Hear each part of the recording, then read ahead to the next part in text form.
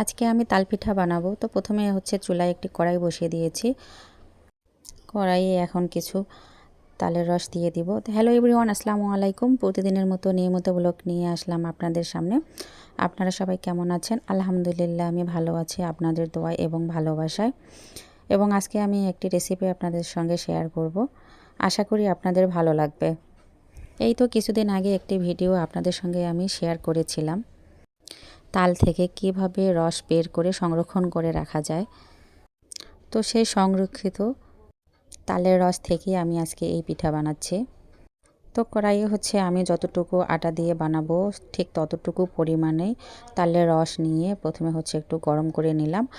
এর মধ্যে হচ্ছে পরিমাণ মতো আমি চিনি দিয়ে দিলাম। যে যেরকম মিষ্টি খাবেন সেরকমই হচ্ছে আপনারা চিনি বা হচ্ছে খেজুরের গুড় ইউজ করতে পারেন। আমার আজকে বাসায় হচ্ছে গুড় ছিল না, তো তাই আমি হচ্ছে চিনি দিয়েই বানাবো। তো কড়াইয়ে হচ্ছে আমি তালের রস দিয়ে ওখানে পরিমাণ মতো চিনি দিয়ে আমি গুলিয়ে নিলাম ভালোভাবে। এরপর হচ্ছে চুলা থেকে নামিয়ে কিছুক্ষণ রাখলাম ঠান্ডা হওয়ার জন্য। ঠান্ডা হয়ে গেলে এই তো আমি হচ্ছে চালের গুঁড়া দিয়ে দিলাম, দিয়ে ভালোভাবে ফেটানোর সাহায্যে হচ্ছে একটু ফেটিয়ে নিলাম। যত ফেটাবেন তত হচ্ছে আপনার পিঠাটা অনেক সুন্দর হচ্ছে নরম তুলতুলে হবে। আর যদি আরও বেশি নরম করতে চান তাহলে হচ্ছে এখানে আপনারা ময়দা বা সুজি হচ্ছে ইউজ করতে পারেন। তো যেহেতু আমি আজকে প্রথম বানাচ্ছি তালের রস দিয়ে হচ্ছে পিঠা, তো এই জন্য আমি কোনো রিস্ক নিলাম না, আমি শুধু চালের গুঁড়া দিয়েই বানালাম।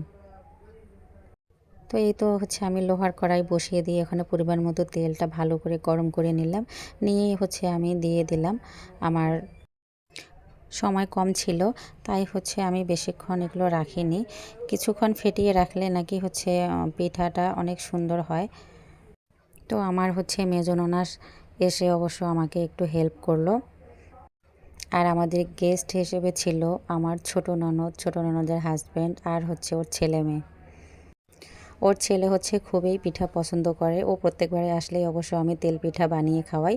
তো এবার হচ্ছে আমার প্রথম তালের রস দিয়ে এই পিঠা বানানো।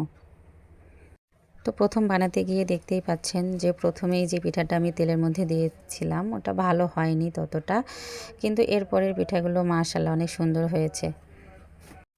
এই জন্যই সুন্দর হলো যে আমার মেজো ননাস এসে অবশ্য আমাকে কিছু টিপস দিল, কারণ ওনারা অনেক ওনার শ্বশুরবাড়িতে হচ্ছে এই পিঠা খায়, বানানো দেখেছে। তো যাই হোক, ওনার কাছে আমি কিছু টিপস শিখে নিয়ে কাজে লাগিয়ে ফেললাম। তো এরপরেরগুলো মাশাআল্লাহ অনেক সুন্দর ফুলেছে।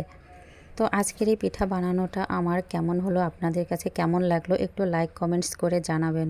পারলে একটু শেয়ার করে সবাইকে দেখার সুযোগ করে দেবেন। তো সবাই ভালো থাকবেন। আল্লাহ হাফেজ, শুভরাত্রি।